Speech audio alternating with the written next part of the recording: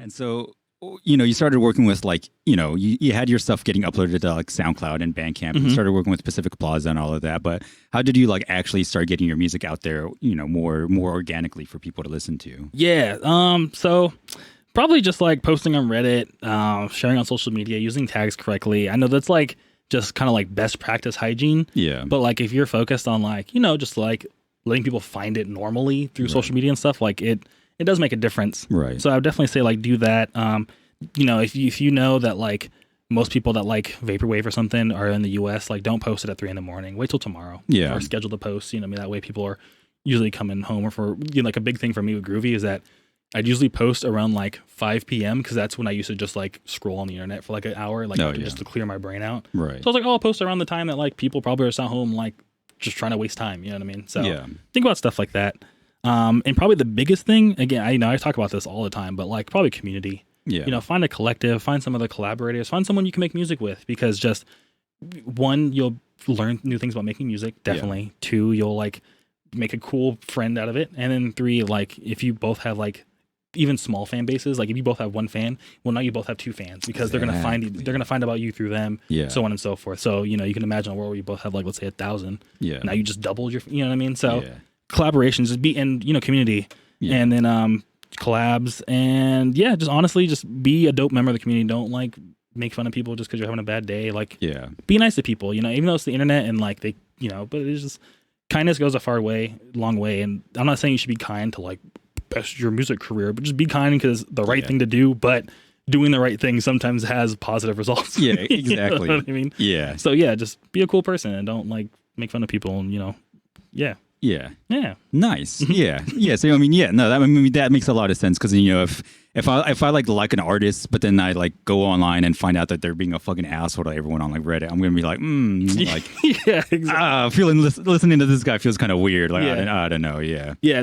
That, or if you're like trying to collab with someone and they're like, man, you like said something mean to my friend that I've collaborated with before, they're not going to collaborate with you. Yeah, exactly. Like, you shouldn't have been mean to their friend. I mean, if he's out of bad spirit, then but if they did something mean first, that's a whole different story. But you know what I'm trying to say. Yeah, Don't be mean to people just because. Yeah.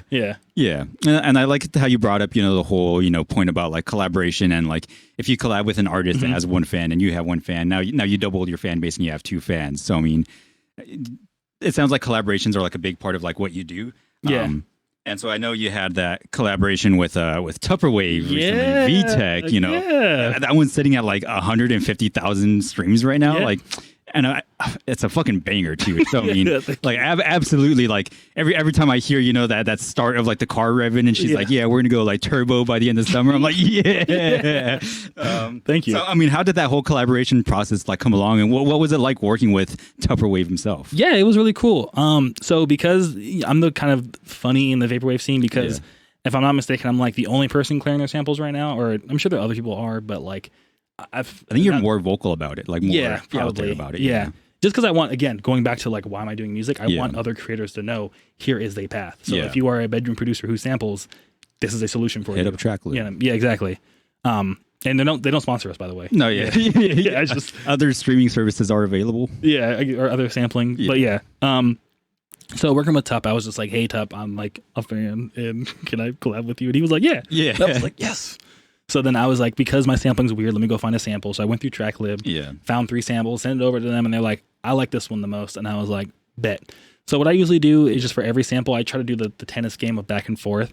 So I usually will take the sample and arrange it into a song, so like an intro, a chorus, and a verse. Right. Which might sound easy, but it's actually a lot harder than it looks. And then I'll also like cut up all the, chop it up into time stretchable segments. Yeah. So that way you can get that like vaporwave, that kind of like ghosty vocal. I don't know, it's just hard to explain. But yeah, so once I made that little like arrangement, I sent over to Tup, and Tup, of course, like killed it, added a bunch of like, what I realized is they use a lot of like their drum work is immaculate. And then they add a lot of like risers and impacts and stuff, and just I don't know how they do it because I like listen to the noise and I'm like, how do they get it to sound like that? I just don't understand. But it sounds like mist. Yeah, and I don't know how he makes the music sound like mist, which is like, how did you? I don't understand. Yeah. So then I think after they did that round, they sent it back to me. I did some more drum work on it. I made it like, I think I might have changed out some of the plugins to make it like sidechain a bit harder, and I think I might have mastered it by then. I sent it back over to Tup, and then Tup was like, this needs a switch up. Oh, and right on. that's Yeah. and that's where that little like car crash switch up happens, where it's like the do do do do do do. Yeah, that switch is so good. Yeah. Yeah. So Tup put that in there, and honestly, I was like, what? Yeah. And I was like, okay, well, let's just go with it. Let's roll with it. And then, I kind of like added a little bit of, I think I might add a little bit more effects to it. And I think at first the switch up was way longer, and I was like, let's shorten up a little bit and like give it maybe a little bit more of a groove. You know what I mean? Yeah. And then I actually got your feedback on it from you. Yeah. I sent it over to get some advice from it. I sent it back over to Tup, and Tup was like, this the one. This is the one. And we uploaded it, and then it just went gangbusters on Spotify. Yeah. So yeah. After we went on Spotify, so the thing is that the Spotify has like now official Vaporwave and Future Funk playlists. Oh, yep. And they got picked up by the official Future Funk playlist, and it was already doing amazing when we dropped it, because Tupperwave has like a pretty good Spotify following, and since he was featured, it showed up on for his fans again, the whole collaboration thing. Yep. But then Spotify also was like, this is a banger. Yeah. And then it was like my first song to hit the official playlist. Right. And then I think it was Tup's like 7th or something. Because he's Tup. Yeah. That, and I came back from hiatus and stuff, so I had to like start my whole like pretty much from scratch on Spotify. Yeah. Rather than having my existing audience and stuff. So yeah, and then it hit the Spotify playlist. People on the Spotify playlist were like, so the curator, they knew what they were talking about, because now it's like it's it just keeps getting streams. So yeah, I guess people like it. Yeah. But yeah, that's probably the story of VTEC. Yeah. Yeah. No, yeah, that's a good one.